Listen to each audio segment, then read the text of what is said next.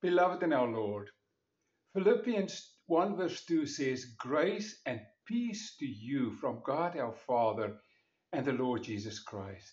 Come, let us pray. Lord, thank you for your incredible, infinite goodness, that you want to bring us grace. Yes, the grace of Christ Jesus who died for us, the grace of the Holy Spirit who lives in us and changes us, and peace that leads from all of that. In Jesus' name, Amen. Blessings in our time have almost become meaningless.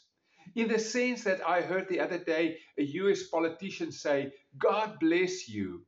Or here in Canada, a newscaster said, God bless you. And yet this person I know is not even a Christian, so it means nothing. And yet in the Bible, it is very important. We heard how Philippians starts with grace and peace to you from God our Father and the Lord Jesus Christ. Last week, we saw how Paul took the word charein, which just means greetings, and he changed it to charete, the grace of God, which is very important, and also his peace is yours in Christ Jesus. I touched the rest of the sentence, but I didn't do it justice. The question, therefore, today is, who sends this grace and peace? Who sends this grace and peace? Paul and Timothy? No, they regard themselves just as servants, as douloi, as slaves of Jesus Christ. They try to divert attention away from themselves to God our Father and the Lord Jesus Christ. That's where the blessing comes from God our Father and the Lord Jesus Christ.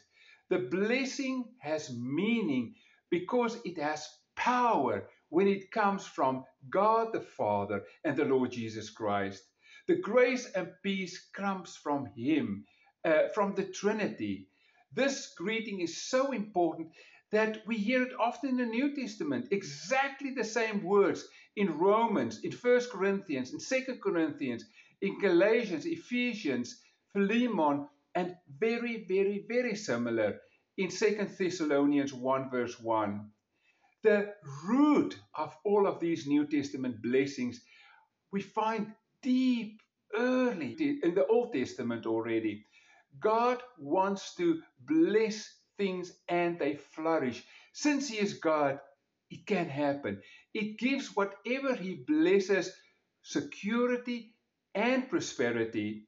Yes, even during Genesis 1 verse 1, the creation, God blessed the animals and said, be fruitful and increase in number. And now in the spring, as we look around and we see the earth teeming with life, we see the little birds arriving. We hear, actually yesterday, I cleaned out the wren and purple martin nests. And I can't wait for those little guys to come, where these wrens will start early in the morning, 5 o'clock, go brrrr, and they would call one another and they would sing to the glory of our Lord. And wrens have 4 broods a year, about 3 birds at a time. So we talk of 12 birds in one season. And God said, be fruitful and increase. So when God blesses, things happen. He also said in Genesis 1:28, to the humans, be fruitful, increase in number, fill the earth and subdue it, rule over the fish in the sea and the birds in the sky, and over every living creature that moves on the ground. And it must have been incredible before we fell in sin, because this blessing came before we fell in sin. And if we look around and we see how we increase in number right around the globe, how we are ruling this earth, it must have been absolutely gorgeous before the scourge of sin. And then we hear in Genesis 2:3, He blessed the seventh day and He made it holy. And then when He called Abraham in Genesis 12, He says, I will make you into a great nation and I will bless you. These were no idle words. I will make people to know you, he said. And here, 4,000 years later, we still know about this person. We don't even know of the great kings, big empires like the Hittites for many centuries disappear. And yet we know of this man and his family. I will make you a great nation, he said to Abraham and Sarah. They didn't even have children yet, and they were far beyond the childbearing age. And yet God's blessing came true. I will give you a land, and indeed he gave them a land to live in. He also blessed Hagar. He doesn't only bless the important people in the Bible, but he blesses these ordinary people too. Then Moses, as he and the Israelites were moving out of Egypt into the new land, they were scared. They didn't know how they're going to conquer.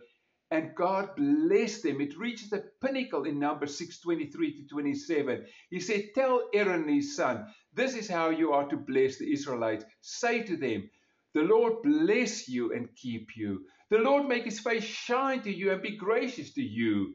The Lord turn his face towards you and give you peace. And he says, so then will I put my name on the Israelites. I will be there with them. In the Old Testament, the name represents God himself. I will be there with them and I will bless them. You know, we can read over this blessing and we can think, oh, God is really blessing us. It is wonderful. But I wanted to show you this blessing in Hebrew. You don't need to know Hebrew, but just count those letters. Look at the first sentence there. It has three words. Yaberecha, Yahweh, Vishmerecha. So three words. And then the next is five words. Yair, Yahweh, Panav, Elecha, Vanechecha.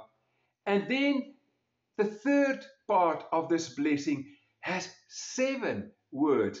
And did you see the word Yahweh, the covenant name of our Lord, is always the second word.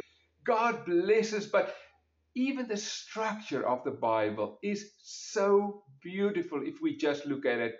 And actually, this Aaronic blessing says God gives us everything we have spiritually or physically comes from the Lord. We owe it to him. He shields us. He protects us when things go wrong. The other day, my friend said to me, you know what? I have a hard week this week. And I lift my friend to the Lord. Lord, you take care of my friend. He grants all that is necessary for our welfare. Because this blessing comes from God Almighty, it is much more than just a wish. It will happen. The most important part of the priest's work was to bless the people in the name of the Lord. When a priest would go into the temple to go and do the offering in the morning and in the evening, as they came out of the holy place, he would lift up his hands and he would bless the people because a blessing had an effect. It comes from God and therefore it's powerful. And therefore, if God blesses you, it has power. The Lord our God has chosen the Levitical priest to minister and to pronounce blessings in the name of the Lord. That's Deuteronomy 21:5. Yes, these priests had other tasks too, but blessing the people was always the most important. God's blessing carries with it a promise that he has the power to do what he promises and it will not return empty.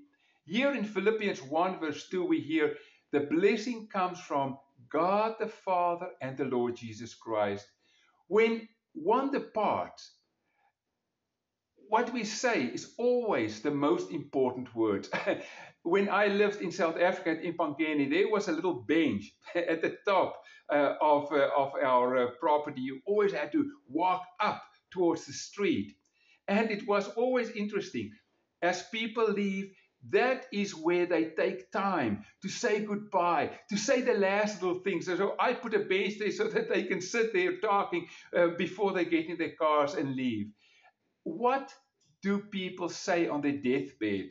I see very often people say, "Oh, what was the last thing that that person said?"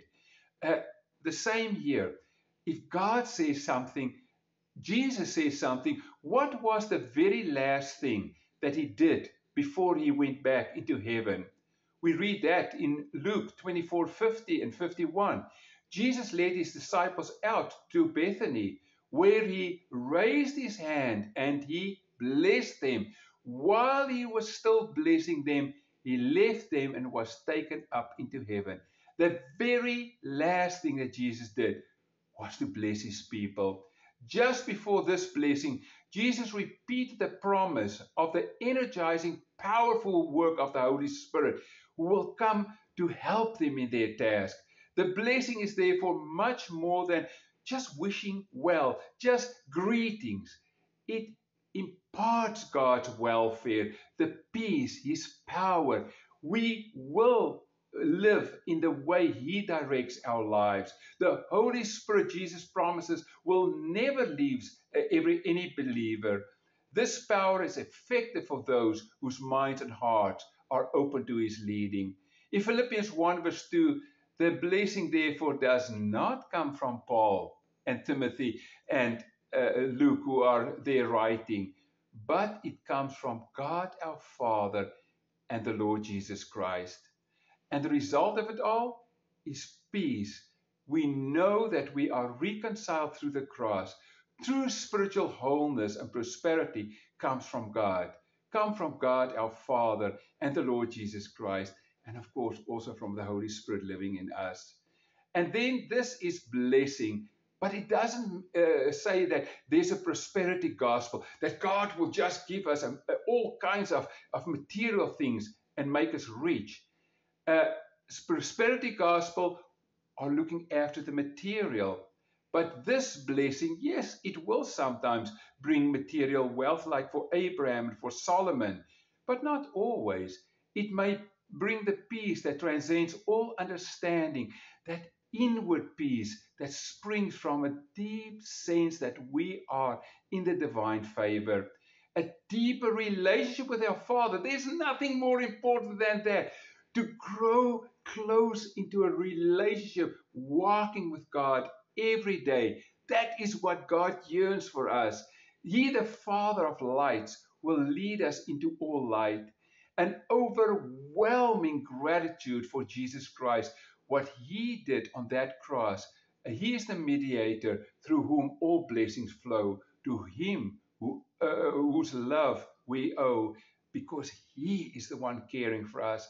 Placing the Father and Jesus on equal footing here provides grace and peace, and it elevates Jesus to whom He really is, divine, on the same footing with the Father and the Holy Spirit. Amen. Come, let us pray. Lord, thank you for your blessing. Unless you bless us every day, unless you provide for us every nanosecond of every day, we won't survive. But Lord, thank you for your goodness, that we know you care for your children. And therefore, Lord, we pray down your blessing upon many Christians around the world who are being persecuted for no other reason than that because they love you. Lord, bless them, be with them, be with those who listen to this podcast. Bless those who also don't even know you. We pray that you will send a revival in our time. We so desperately need it. In Jesus' name, amen. And here, friends, is the blessing of our Lord. The Lord bless you and keep you. The Lord make his face shine on you and be gracious to you. The Lord turn his face towards you and give you peace. Amen.